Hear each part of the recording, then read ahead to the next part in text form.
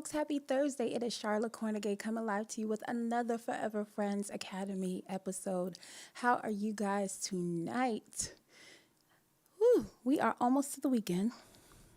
I say this all the time, right? It's just because, most people are happy to get to the weekend, especially if they've been working all week. So hopefully you will celebrate getting almost to the weekend with me and have a nice little chit chat conversation. So let me introduce myself to anyone who's new. My name is Charlotte Cornegay. I am an author, a recording artist, and the creator of Interask Coaching and Forever Friends Academy. This is my show titled the same name, Forever Friends Academy, where we talk about all relationship topics, where I have a heart and my aim is to help people develop loving, lasting relationships that last a lifetime and help them to love to their fullest capacity and show up in the world boldly being who they are unapologetically. All right, so hopefully you will enjoy tonight's episode. And as an artist, you can check out my music by going to Google or your favorite music platform of choice, and typing in Charlotte K with an S. That's with an S, not a C. Charlotte K. And hopefully you can peruse my catalog and find something that you like. All right, so enough about me. I want to dive right into tonight's episode by first starting off with my usual. I don't really have a quote for tonight because this is what I believe will be the last episode for this long, expansive conversation we've been having for maybe a month or so, right? So the statement tonight is some people embrace, but they don't submit. That is the last statement to anyone who has watched the previous episodes. I have been diving little by little bit by bit, line by line, the statement that I created at the top of the new year and that I've been kind of talking to you guys on. Hey, Justin, how are you? Always good to see you. Thank you for popping in. And so we are at the last line, and the last line is what I've stated. So no quote tonight, but that is the line and the statement that we'll be focusing on tonight. And I'll say it again. Some people embrace, but they don't submit. Definitely let me know what your thoughts are. One, you could be like, Charlotte, I don't know what that means. Two, you could be like, I know what that means and I agree. Or I know what that means and I disagree. Or share with me any thoughts that you have on it. And I have a question. I think I thought about it in two ways to present it to you guys. So I'll present it to you in these two ways. Let me know what you think your God-given superpower is. And what would that look like if you completely submitted to it? So that was the first way I thought about presenting the question to you. And then I thought about, for those of you who come on with me often, I always try to think of questions that people can ask, people who, they're potentially vetting, who could potentially be someone that they might be interested in, a potential partner. And I think a really interesting question to ask someone is either you can ask them directly, what have you submitted to, or you can ask it in this way. Tell me something that you feel like you have wholeheartedly submitted to, and what kind of gains or benefits did you get from it? So I'm going to say that to you guys tonight. So those two questions, let me know what your thoughts are. So the first question is, what do you think your God-given superpower is, and what would it look like if you wholeheartedly submitted to it, right? So that's question number one.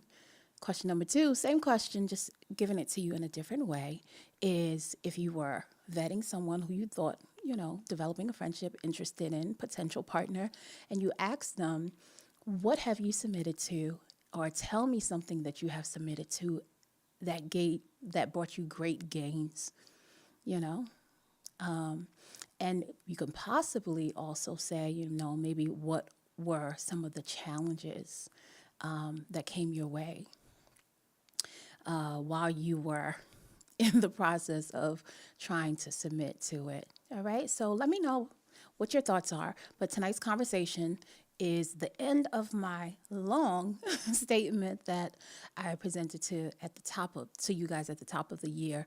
And the last line is, some people embrace, but they don't submit. What do you think that means?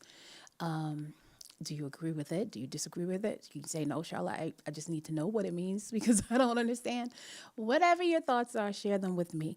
Let me take a moment because I think I got some things. Oh, I know. Oh, Justin. Justin is being so patient with me. He's, you know what? I don't know if this is Justin's answer, but I would definitely say he has submitted with being patient with with me because we are collaborating on a song called Just the Way You Are. And it's going to apply to what we're going to talk about tonight because I've recorded pretty much a good large percentage of it. I just have to finalize the polishings on it. He's being so patient. So I thank you, Justin. I thank you for being patient with me. He was also this patient with me on when we came out with It's You on Christmas. So I appreciate you. I heart you for being so patient with me. I pray that'll be worth the wait when you do finally hear it. So I appreciate you. Thank you, Justin. So I want to take some time out to see what he was stating. All right. So while I'm waiting for you guys, if you are on here and you want to give me some answers, to get some feedback from you guys, folks who are on with me, I will do two things. One, I will say the full statement for anyone who might not have caught the other previous episodes. And then I will definitely disclose to you guys what I think my superpower is and what it would look like for me to completely submit to it. So first, let me say the full statement that last line is completing. All right. So the full statement goes like this. Some people hear, but they don't listen. Some people listen, but they don't understand. Some people understand, but they don't accept. Some people accept, but they don't receive. Some people receive, but they don't embrace. And ta-da, we're at our last line tonight. Some people embrace, but they don't submit.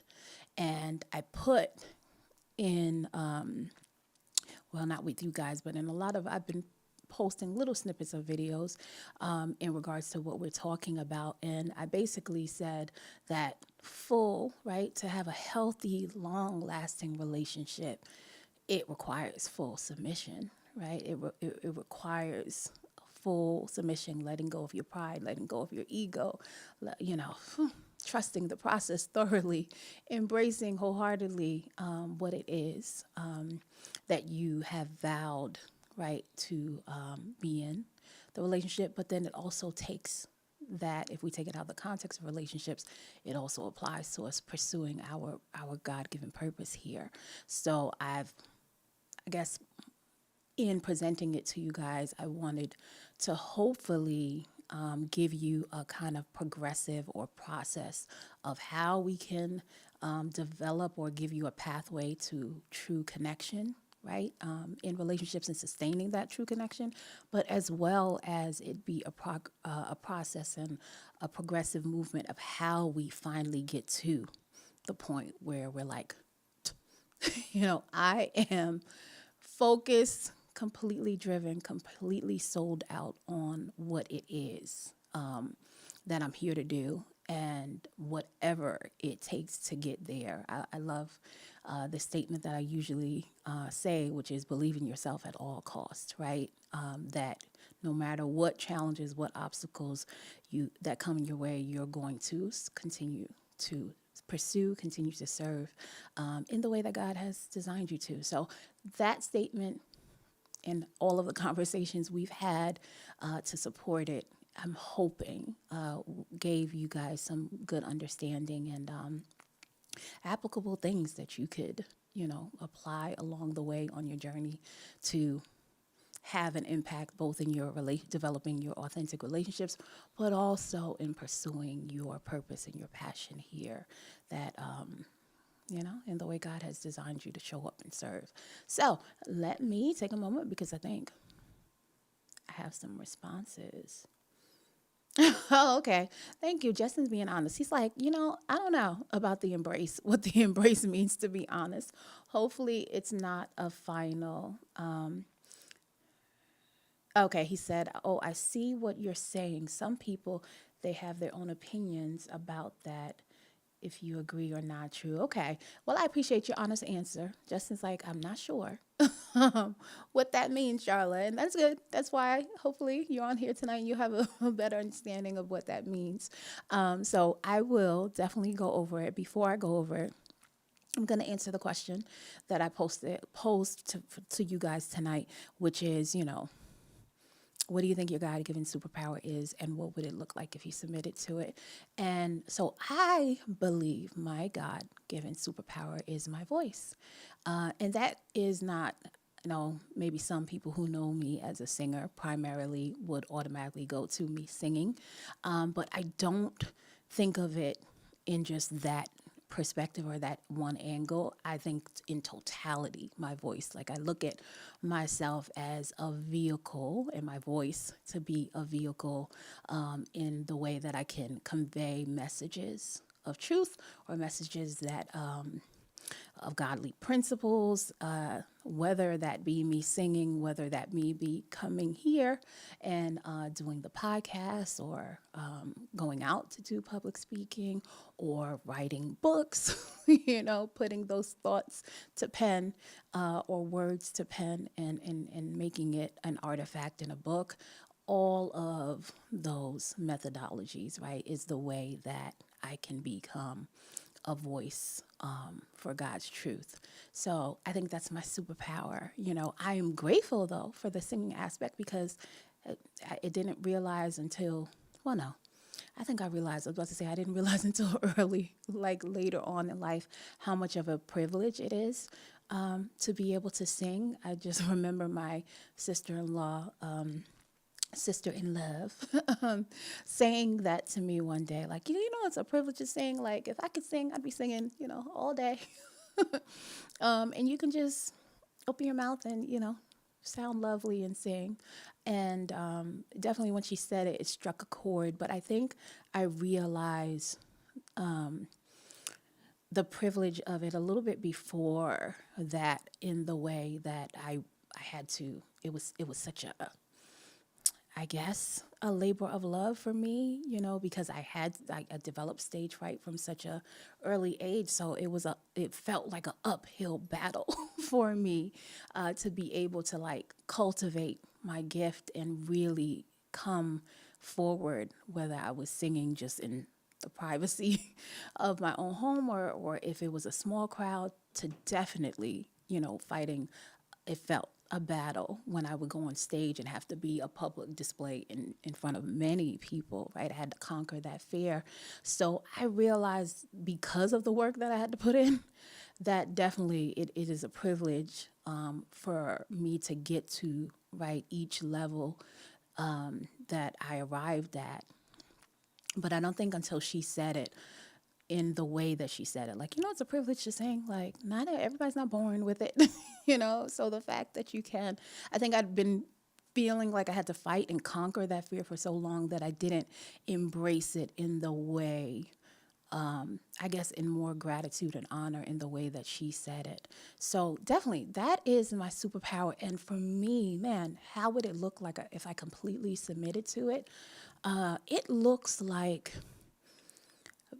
basically me completely just like letting go. And all I can think of is how it feels on stage when I've had the beautiful, gracious opportunity to forget about everyone who's there. And I guess as a singer, we would, maybe some singers would identify it as becoming one with the song, or becoming one with the performance that you're in such a way that the people who you're singing towards feel it and they're moved by it.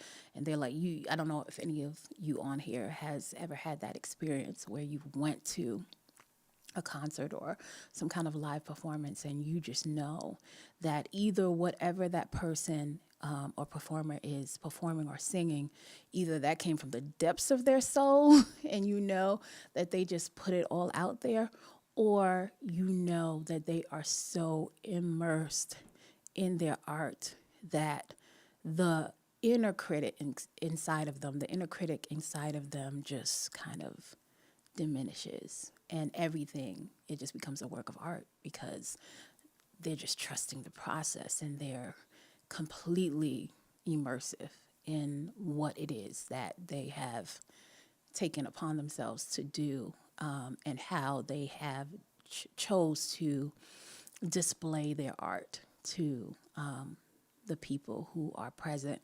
So that's what it definitely would look like as far as like a feeling. Now, what I would like, we'll see, because we know that God, you can know your God given purpose, right? But the details, God doesn't always give us the details of how it's going to specifically unfold.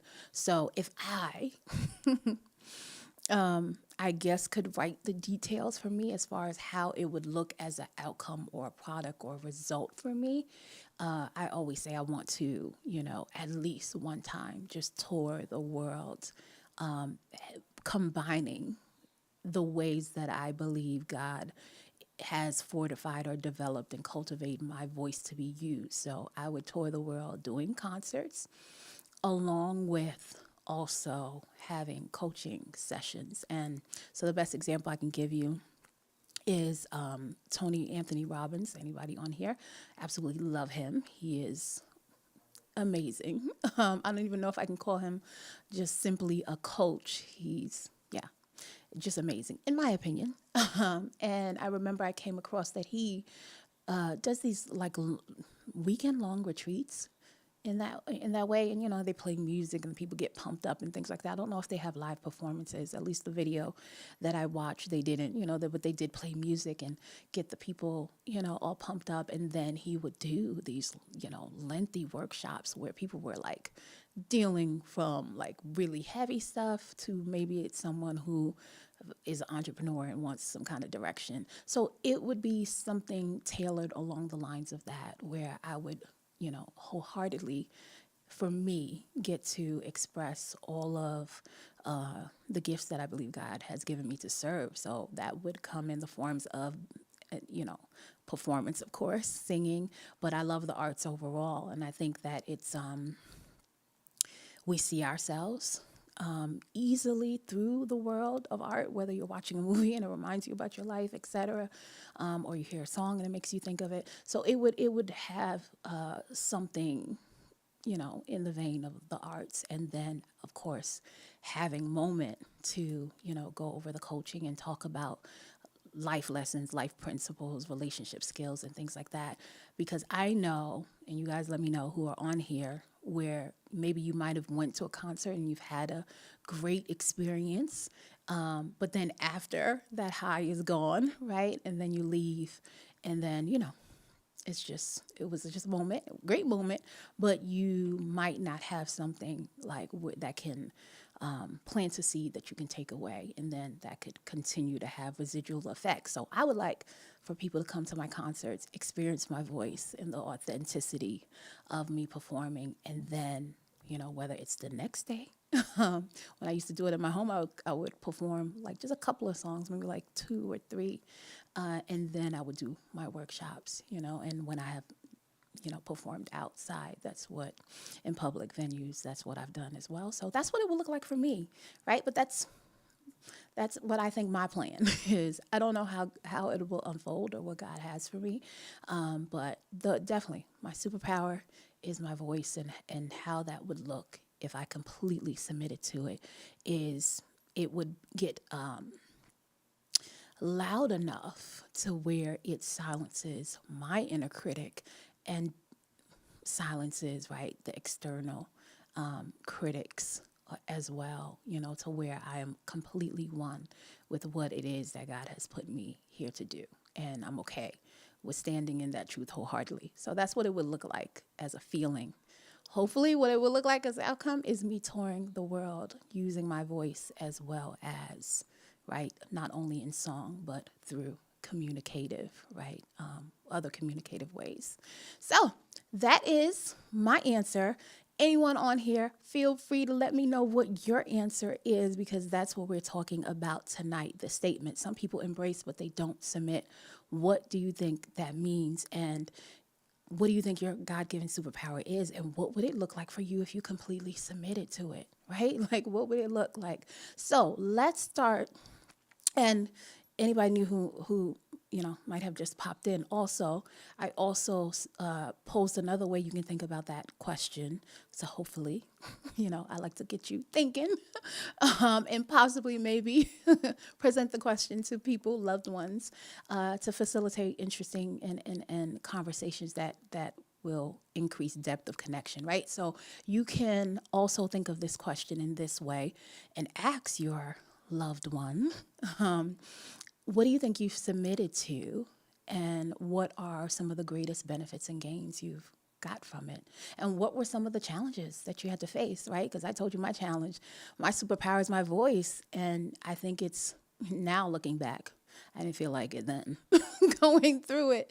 But I would say that it's probably befitting, right? That I would have so many, especially in the realm of singing. I've never really been fearful public speaking, and I think that's because acting was like my first love. So it was I got the training to be able to dive into another character's perspective and point of view and articulate those messages. So it's almost like it's a cloak because it's not you, right? It's like, it's not you. It's a character that you're acting out, even though you have to take elements. Any good actor pulls elements of their experience and things like that to bring that character to life. But for me, I think it was a cloak, that I could kind of hide in.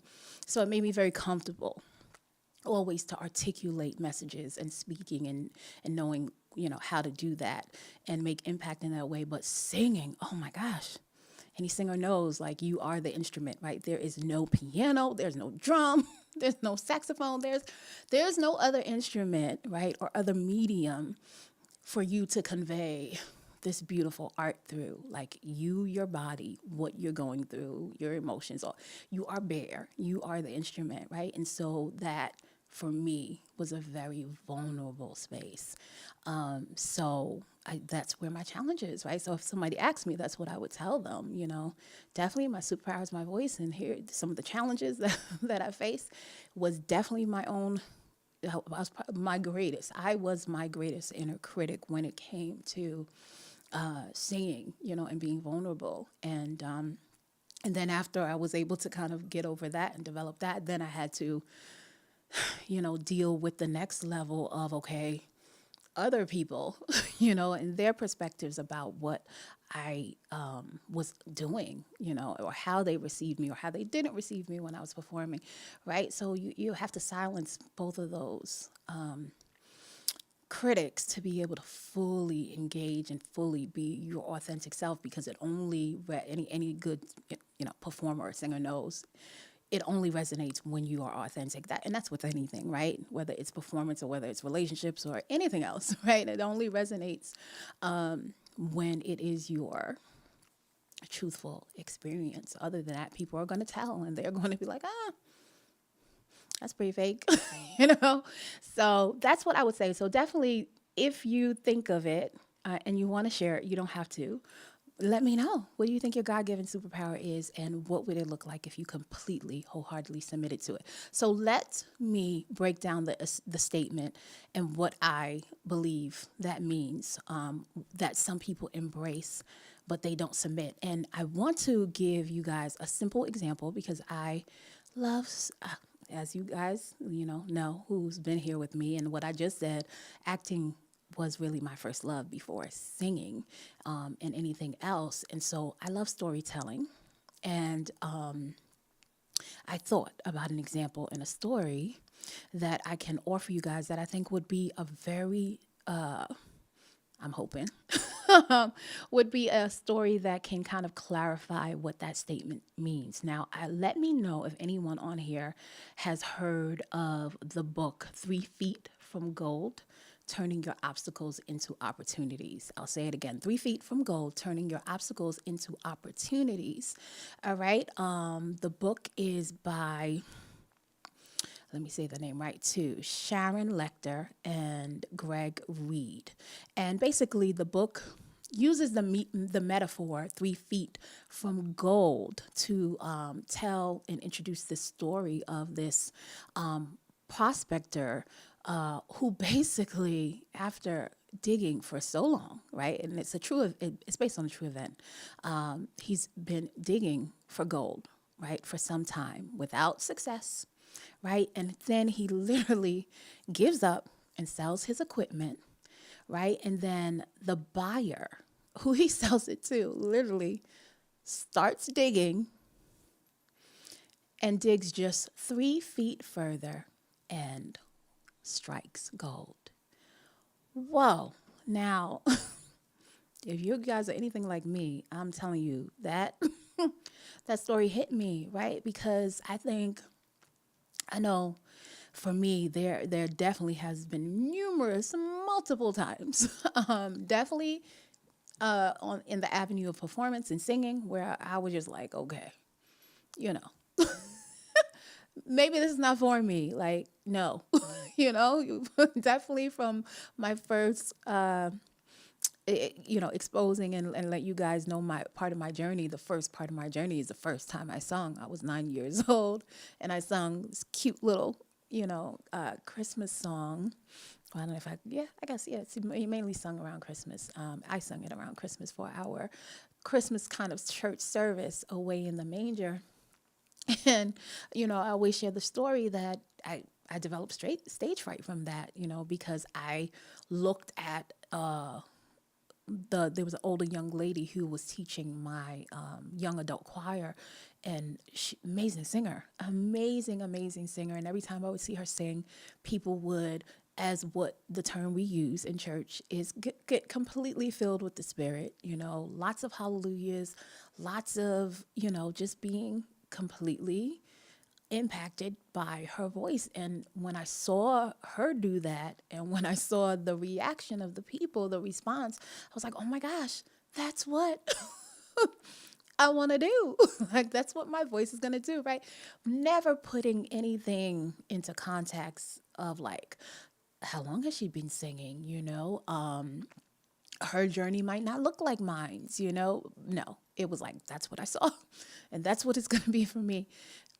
Never singing a day in my life, right? And I'm Jamaican, cute little Jamaican accent, very squeaky voice. I have a very high pitched voice, not on here, and thank goodness, because I don't know how many people would continue listening if it just stayed high. But anybody who has listened to my songs, right, like my range is very high. So when I was a young girl, it was very, very, very high pitched voice. So I sung the song, and it was cute. It was very demure, very cutesy, right? Like it was cute, right? But I didn't want to be cute. I wanted to be impactful. I wanted to be soul stirring. That's what I wanted. But that's not what I got.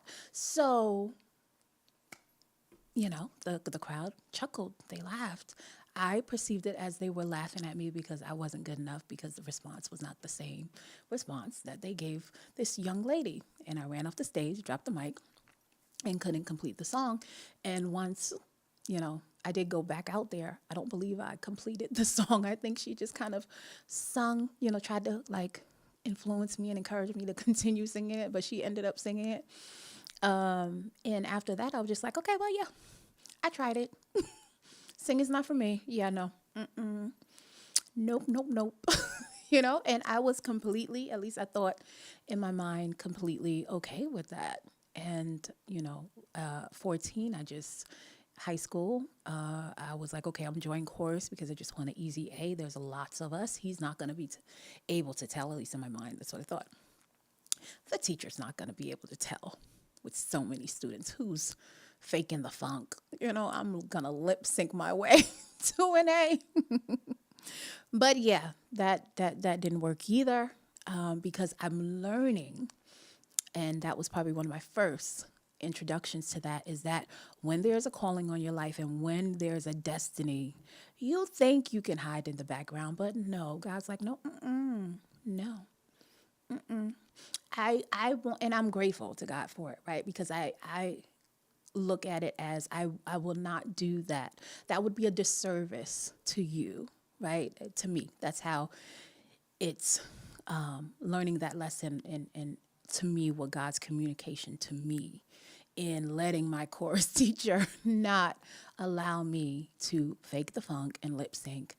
I will not do that disservice to you, Charlotte, because I know what I put inside of you. So you can try to hide, as they say, you can try to hide, you can try to run, you can try to, what is it, chuck and jive? I probably said that wrong.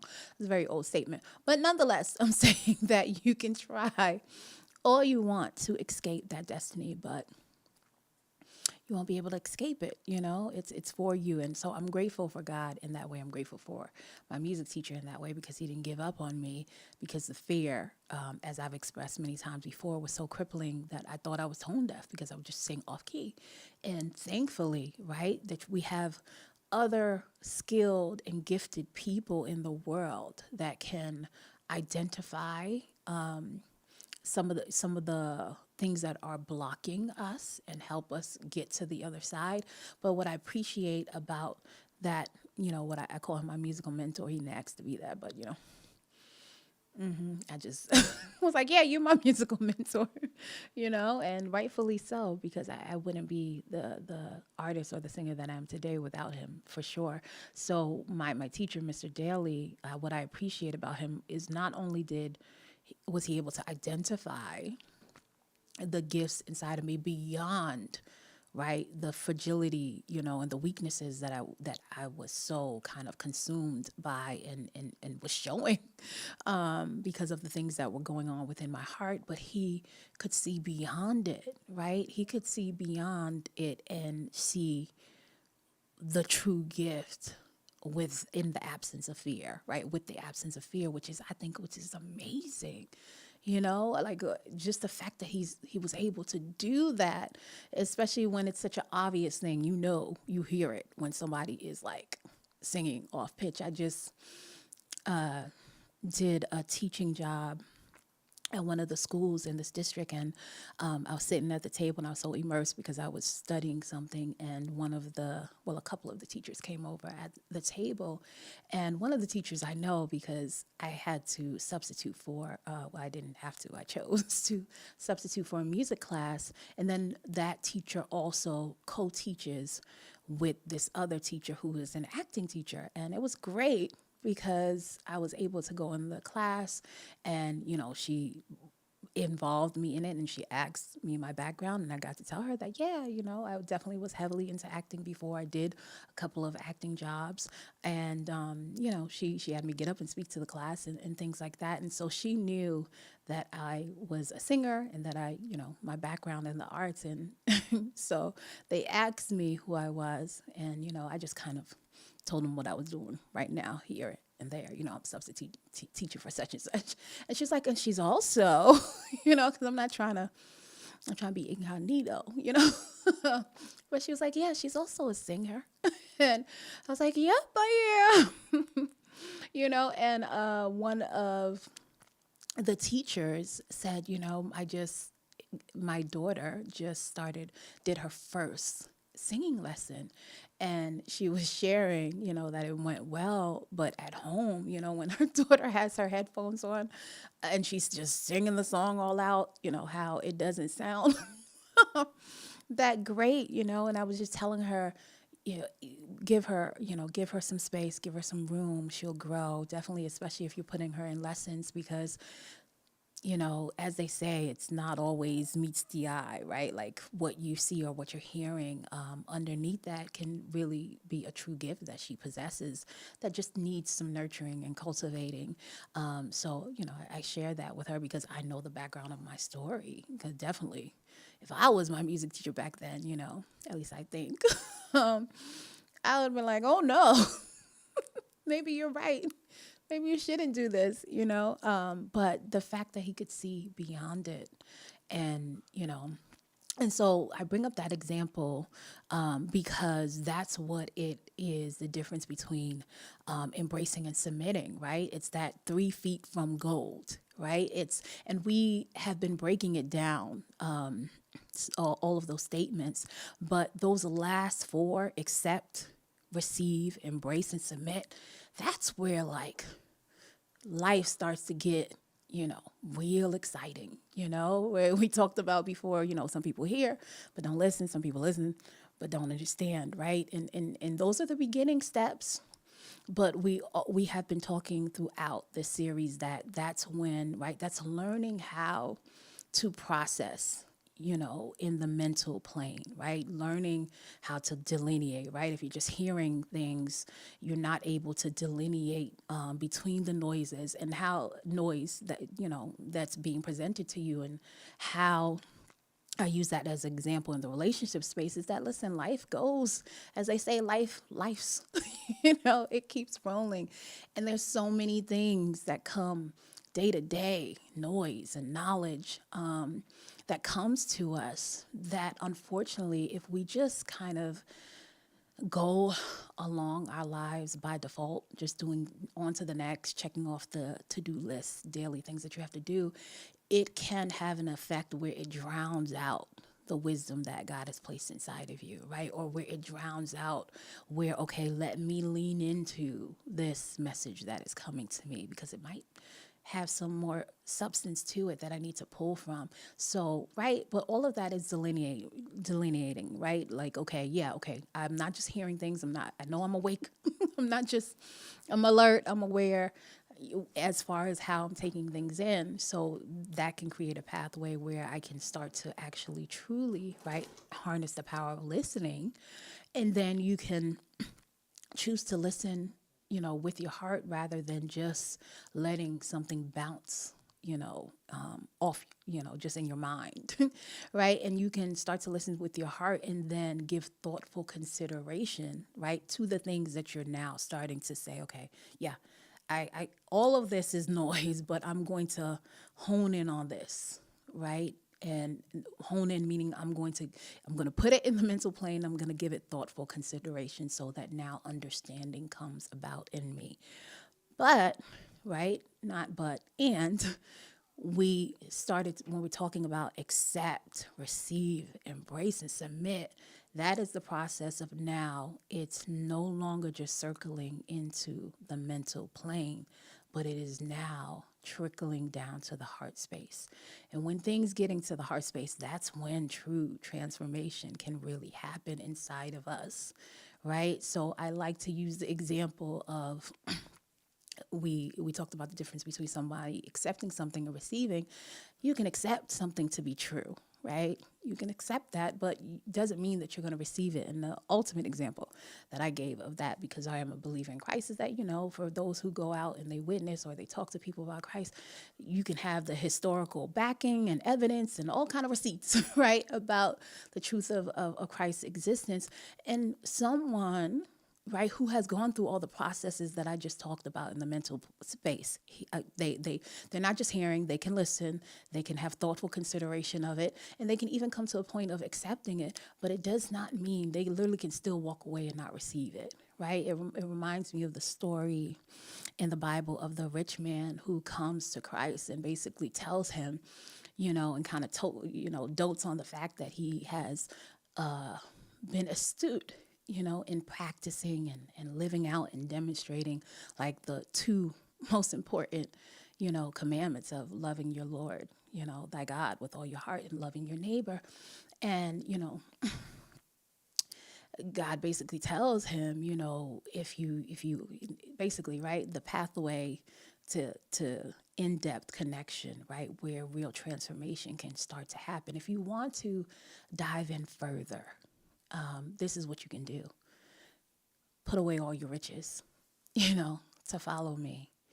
And, I understand from that rich man's perspective, right? If you feel like you've been doing all this great, good things in your heart trying to be right, and then you've acquired all of these things in life, and now this person is saying, okay, well, if you want to dive in deeper and if you really want to have this transformative life, this is what I need you to do. Relinquish all your earthly possessions and take up your cross and follow me. Ooh.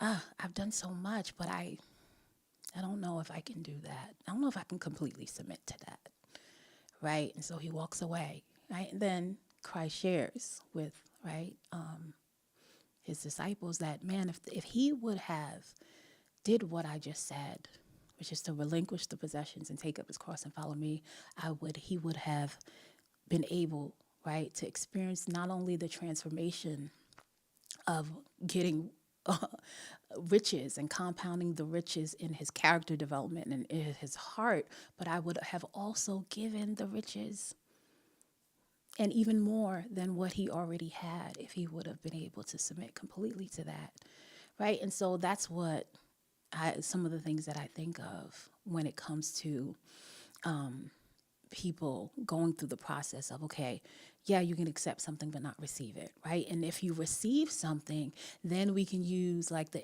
analogy or the metaphor is like, okay, you're not in the mental plane anymore. You've allowed things to seep down into the heart space, but it can be like it's knocking at the door, right? Let's just say your dreams are knocking at the door, or, love is knocking at the door for you to take it completely in. God is knocking at the door, however you want to put it, right? When we receive something, you've allowed it to come into your heart, but it's knocking at the door and it just continues to knock and you don't open that door, right? Now, if we embrace it, we're opening the door, right? It means that we're completely taking it in. We are embracing it wholeheartedly and fully, and we're holding on to it enough for it to transform and change us, right? We're putting nurture to it and allowing it to, culminate and cultivate inside of us the things that are necessary, right? And so you might be listening and saying, Charlotte, okay, well, yeah, that's good. How can somebody do that, embrace it, but then not still fully submit to it, right? And one of the ways that can happen is that you can hold on to it, you can nurture it to let it transform. And I think it's something that I have had a fear of. And I must be honest, like sometimes it still passes my mind that I don't want to leave this world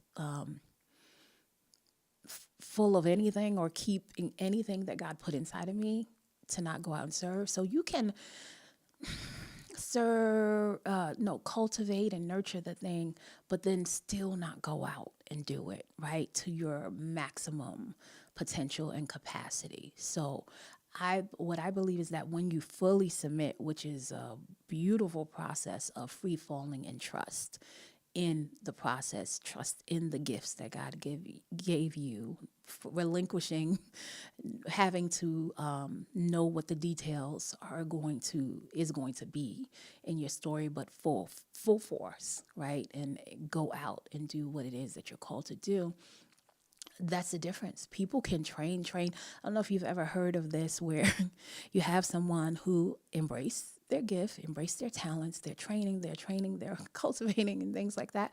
But then that person still not go out, right, to like serve. It's like someone who is tending and growing a beautiful garden, right? They have submitted and surrendered to the idea that this is great, like whether it's they're growing plants and definitely growing more plants is good for the air quality and things like that. Or maybe they're growing a garden full of vegetables and fruits. And yeah, that's serving to them because they have embraced, accepted, received, etc. the principle of how that is a good. But if they have that garden, right, and then nobody else experiences it, right, then it's only them going through that process. So that's what I think the difference is. I think people can completely embrace it, go through the process of nurturing it, cultivating things like that, and then still be fearful of when it comes to, okay, what do I have to do? So maybe this example will make it a little bit more clearer. Let's just say, right, and I'm not going to say I'll call myself out, right? I'm at the stage where I've told you guys in my own vulnerability of what I believe my superpower is, which is my voice, right? And how I would love for that to kind of unfold, in the greatest level in my life would be to tour, right? Use my voice in song and use my voice in being able to convey and articulate messages and help people coach them through, right, some of the things that might be blocking them or connect certain dots that they're not seeing. For me to do that, I'm going to have to step out and I'm going to have to plan and arrange events, right? And that's going to require faith, because anybody who has done events, which I have a lot of folks that I in my circle that are doing them very, great at that. But it takes planning. It takes definitely faith, because you don't know when you put out that event how many people are going to come, right? And so you have to work out, right? Are you going to have, ROI, return on your investment? There's risk in it. And so sometimes that's a clear example of somebody who can be embracing it, literally working on the talent, focusing on it. But unless they take the step to say, okay, I'm gonna put it out there. I don't know who's gonna come. I'm gonna do my best to mark all the boxes, right? And manage this project and this event that I want to do. But it's still going to take them to have to take that final step to put it out there. And so that's what I mean by that. There are some people who embrace, but they won't submit. So submitting looks like believing at yourself at all costs. Submitting is not giving up when you're 3 feet away from actually striking the gold, right? So that's why I brought up that example in that book, because can you imagine? That's a true story. And I'm just trying to put myself in that man's position, that you've been digging all this time, literally digging all this time. And the moment you give up, right? The moment you give up on pursuing that dream of yours and you sell it to someone, they only dig 3 inches further, and the gold that you were looking for all along was right there.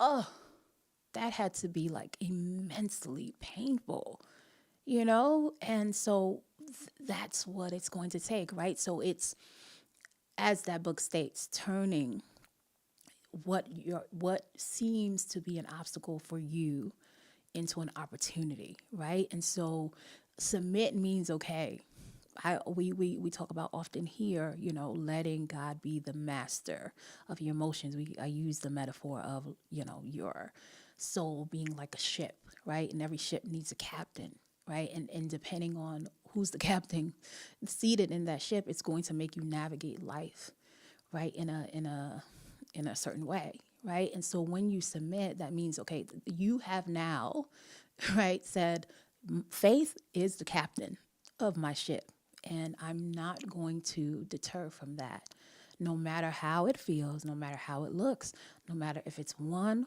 or 1,000,000 people that I'm in front of. I'm going to continue to go, and pursue what it is that God has given me to pursue here, or pour out what God has ordained for me to pour out here for others to experience and be impacted by.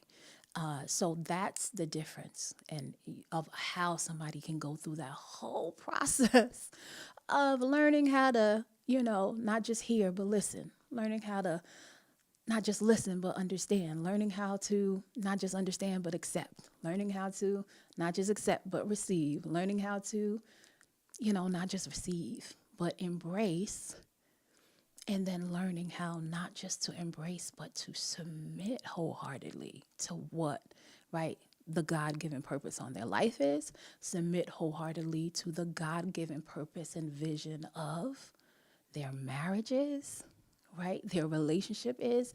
Submission is, the vision is greater than anything else that can come, in my thought, in my being, to either come to, as they say, be an op, opposing factor to my dreams, or an opposing factor to the love that we have developed and established in this relationship. The vision is greater, and I submit to that wholeheartedly. And I know that I'm a piece, an element, a component, a part of a greater picture that I am grateful and have the honor to add my little 2 cents to it, put my little drop in this massive ocean, of life that we're swimming in, and living through. So that's the difference. I thought about, just to make something comical, because I'm always getting deep here. Oh my gosh, HG Dream, how are you? Thank you for popping in. But to add some little comical, hopefully, I don't know. It's funny to me. I don't know if it's gonna be funny to you guys. Look at me laughing already. But I thought about when we were talking about on the last episode, the difference between receiving and embracing. I thought about anybody who is an avid church goer, and particularly, I don't know, is it in other churches? But I in my history, I've gone to Black churches, right? Mostly Black people there. So we call it the church hug. And now that I think of it, it's not just Black culture for sure, because I have gone to other churches, different, ethnicities and things, and they still do. It's universal. Right? So we call it the church hug.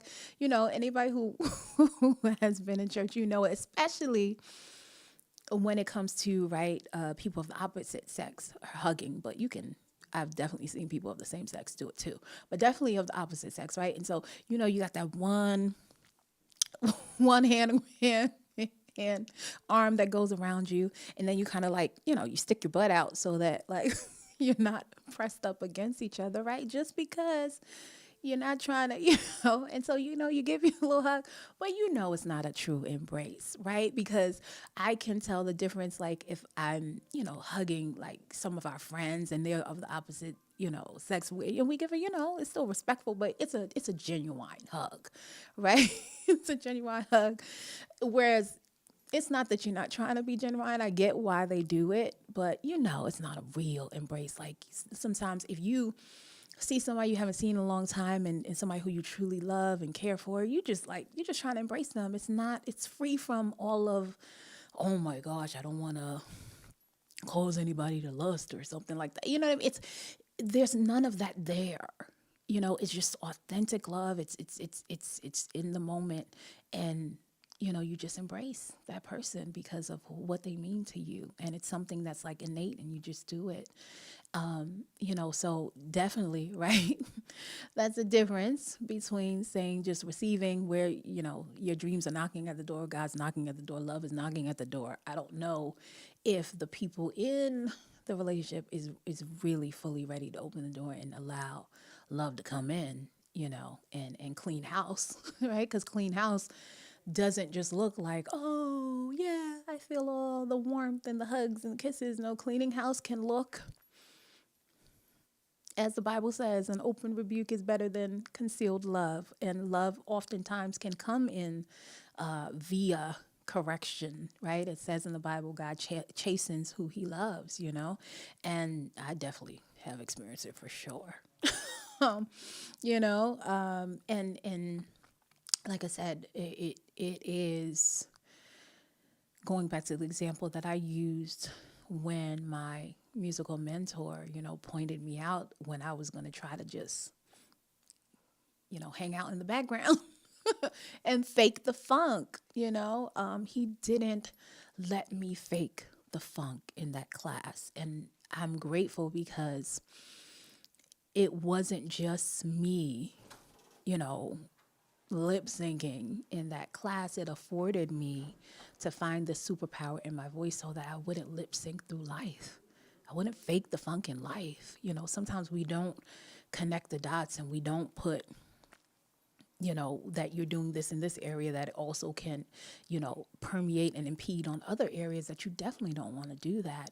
And for me, it was monumental. It was very pivotal, not only in me cultivating my voice as a singer, but just me, because the fear was crippling, not just the beauty, the natural beauty of my voice, but just my voice and being able to hold space in the world and take up that space fully and allow, right, God to work on me, develop my character and things like that, so that when I take up this space fully, then the impact that I make the impact that needs to, or the target that I need to hit.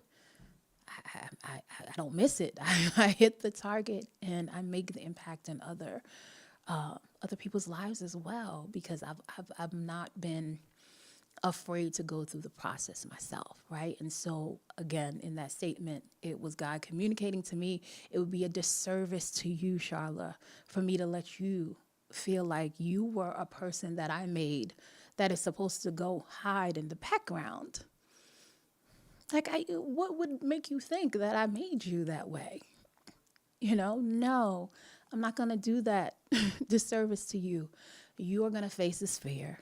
This fear is not only going to work on your voice, but it's going to shape your character so that you can be the voice in the world that I've called you to be, And so that's the difference, right, between embracing versus full out submitting, right? Definitely, if you walk away with anything else from this episode, is definitely think about the story 3 Feet from Gold, and have that be, I guess I don't want to say a warning metaphor. Yeah, I don't want to say that.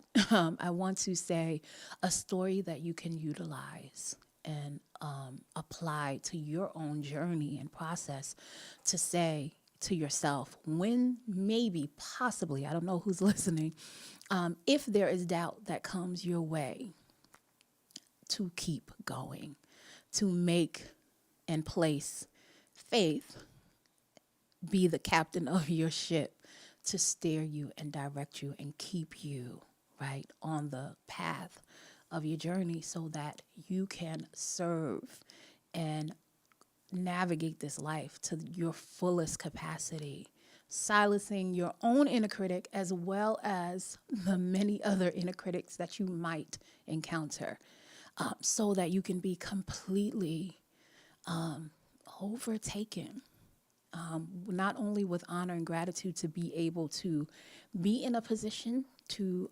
cultivate those gifts that God has put inside of you, and then have those gifts serve others in this life, but also to understand that it's a, as I've learned in communication studies, the sum of all parts, right?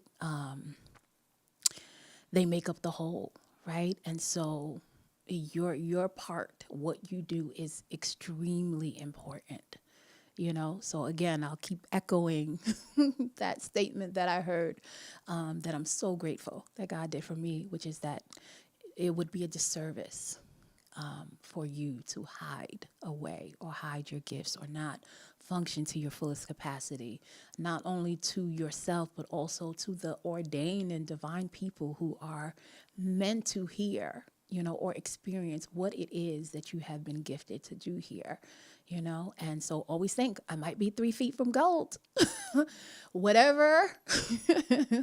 Well, somebody trying to overtake this ship. So whether it's my emotions right now that is trying to take me off course, or whether it's somebody's doubt, I don't know, my own doubt, whether it's this obstacle and this challenge that I'm like, oh my gosh, am I going to be able to see my way through this and push through this? Whatever it is, I could be 3 feet from gold. So I'm going to continue digging. I'm going to not only embrace, but I'm submitted to this thing. And I don't know, submission, the process can, only God truly knows, right? How the details, the meticulous, finite, details of your life will unfold, but it's okay. Because if faith is the captain of your ship, then trust is there. I always say you cannot have faith without trust. That's the beautiful part of submission. And that's also the beautiful part about faith, because there is no faith without submission and trust, right? So, you put faith back there. You say, okay, no, the ship is not going to be overtaken. Let me put my captain back on there, right? My faith captain there, and allow it to navigate so that you don't stop when you are possibly 3 feet from whatever that goal looks like, right, for you. So definitely, hopefully, this episode encouraged you guys, and I hope this whole series, first of all, I hope I tried to clarify it as much. They are simple statements, yet complex ideas within the simple statements. And as I stated before, I tried to give it like a progressive type of pathway of how we get to a point of complete submission, how we get to the point of relinquishing pride, relinquishing ego, relinquishing self-doubt, all of those things. And, hopefully what you see happens in the progression in tandem is that while being able to develop the skill of being able not just to hear but to listen, to not just to listen but understand, to not just understand but accept, to not just accept but receive, and so on, is that while those are tools that you can put in your relationship skills development toolkit, and that you are also growing in wisdom, that the wisdom is also showing you that the more you grow in wisdom, the more you understand that in this life, it's really a process of letting go and free falling and trusting the process that God has you in. So it's almost like the more you think you know, you start maintaining the heart posture of being okay with knowing that you don't know. If that makes any sense. A lot. It reminds me of how we work really, lots of people, right? Not everybody, but a lot of people have aspirations to work really hard, or work really smart or strategical to build, wealth for themselves and their family, all just to, right, go back to some of the essential things in life, right? Like you somebody might be working like 40 to 60 hour a week, how many days of the year, and then we wait for the moments where we can go on vacation, and everyone's different, not everybody's the same, but a lot of people like to kind of like, okay, let me go sit on a beach somewhere, enjoy the nature. Or maybe it's to build a house that is like surrounded by nature. I love watching. I'm sure you guys know, because if you watch my videos, you'll see oftentimes I'll have beautiful houses in the background, because I like decor, thinking of, and I'm putting that out there for my next house that I have, trying to get ideas. And some of them are just so beautiful in the way that they've laid them out. And I remember I used to watch this show, and I forget exactly the name of it, but it was on Netflix. And it was like some of the most like unique designed houses.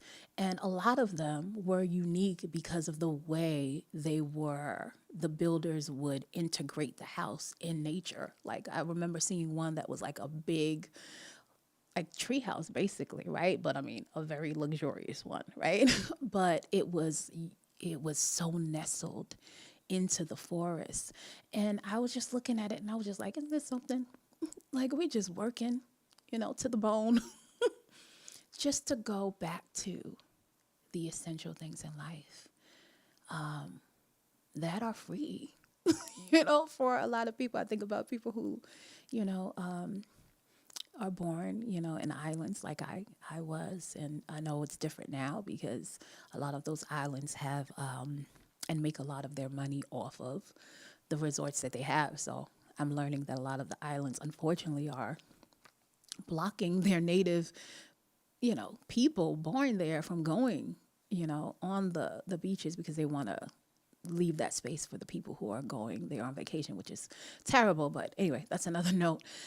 Outside of that, though, right, those people, if that's not, the scenario in the case, they can just go out and enjoy the beach and enjoy. I remember a video that Ben shared with me, and I loved it because it was a Jamaican man who was saying, you don't let the people sell you lies that it's not, that you're not living. He was talking to the Jamaican people like you're not living in one of the best places. And he was doing many different comparisons from like living in America versus living in Jamaica. And one of the ones that sold me was like, okay, yeah, you get fresh fruit, like fruit that farmed, when we went to Jamaica we went to witness one of our friends getting married, and oh my goodness, the food was definitely different just because it was right farm to plate, just fresh.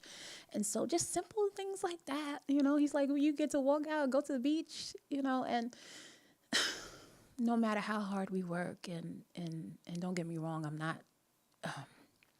I'm not saying it to diminish the hard work of people or demean, because I definitely I want to leave wealth in all aspects of life for my children, starting with spiritual wealth and understanding and enrichment, along with, right, financial and emotional, all those things. So it is important. And I think it's okay for us to be aware that we work, for those things, just to have a woosah moment, to enjoy the things that God just naturally made that are essential for us to enjoy. So it kind of just, I think of that in that same way, that as we're talking about this process of like, okay, how do I get to a point of complete submission, whether it's I'm struggling because I'm in a marriage that we're having issues and challenges and I don't know what to do, or whether it's in the context of, oh my gosh, I do believe that I am skilled. I do believe I have these talents, but I don't think that I'm really pouring myself out. I don't think that I'm really truly cultivating or really believing in myself at all costs. What do I do? So that is the process, right? It's like, okay, yes, I will sign up, to learn and take on these principles. And as I'm taking it on, I will realize that these principles and these tools that I'm developing are all helping me to understand how to slowly free fall in a very trusting state, to know that God, I can trust his process for me in my life, and I can wholeheartedly submit to and find myself worthy to pour out, the things that he's put inside of me for the world to see. I always say it here. One of my human basic needs is growth, and I love to create things that outlast me, whether it's me writing a book, whether it's me creating songs that my children can hear and their children can hear, or even these, right, podcast episode videos, whether it's my coaching sessions that I record. All of those are artifacts, In my first book that I wrote, Life in Color, I wrote a poem called Artifact, but I separated the word art dash I dash fact. And it wasn't until, how you're doing something, that's the beautiful thing about art, and I think our whole life is a beautiful, artistic vision created by God. But in that book, I didn't know exactly all of what I was writing, and it wasn't until I let my daughter's godmother hear it in New Jersey, because she has two of them. And the title, the way I put it, just stood out to her. And she said, oh my goodness, art. She read it like, aren't I fact? Like art I fact. And of course, we know artifacts are things that, right, you can find, that you can leave, and so when she said that to me, it really resonated, because she kept on saying it over and over again. And of course, she read the poem and she said, this is so truthful and such a nice reminder to people to remember that the greatest artifact in life, right, is living a life that is well lived. I'll say this final thing and I'll get off with you guys, because I've been on for a while and I'm not going to hold you anymore. I went to community church on Sunday, and the pastor is doing a wonderful series on the last kingdom. And he said a lot of things that stood out to me. But the one that I'm thinking of now is he was talking about the Apostle Paul, and he was talking about I think either the last letter or one of the last letters that Paul wrote to Timothy, and he knew that basically he was going to die, right? In the name of Christ. And he told him, he said, I'm being poured out like a drink. But and I have fought the good fight, the good fight of faith. And it resonated with me because, just like I said, the greatest artifact that we have here is living a life that is well lived. And I always say, Lord, please, I'm not perfect in no way, shape, or form. No one is here, but I do have a heart to serve, and I do love you with every part of my being. And I pray that all the things that I do that draw attention to me will also, reflect the things that are most pertinent to you here in this life, whether it's relationships and letting people know about love, because God cares about relationships. He really does. Marriage was, and still is, the first institution that he built here, and the first commandments you hear, be fruitful and multiply, all of it, it's so important. And you see the ripple effects when it's not done consciously, when it's not supported by the truthful principles of God, and how the broken families get created, and how the trauma occurs, and how, right, even if it wasn't your fault, you have to, it is your responsibility to heal from it, and how we have to take it on and go through the process, right? And so nothing's perfect in life, but I do pray and hope that the things that I do will draw attention, so that, hopefully God will say, job well done, good and faithful servant. I pray. I definitely is a number one prayer for myself. And I would say, I pray for all of you who hear my voice, whether it's now in the live or later down the line, if you hear the replay, that, believe in yourself at all costs. Don't stop digging. You might be, not even might, you are, right? Whatever, if it's 3 inches, 6 inches, I don't care how many inches it is, that you are from gold. Let your faith be the captain that navigates your life and puts you in the direction, the continual direction and pathway that you need to be on, so that you have the experiences that God has designed for you to have, and you affect and you impact the people that you're meant here to impact. Do yourself that service, to submit to whatever that process looks like for you, and it might not always be roses, it might not always be that, I definitely thought of Joseph, the story of Joseph, in the Bible, right?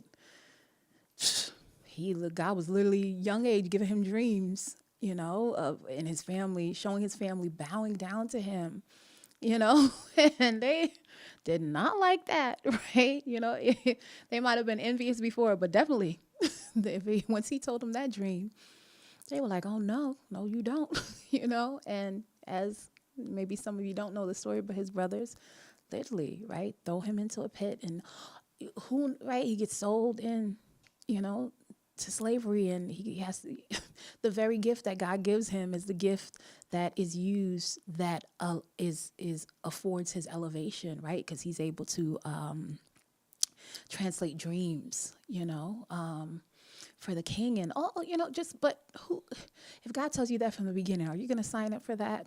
Most of us no. Most of us know.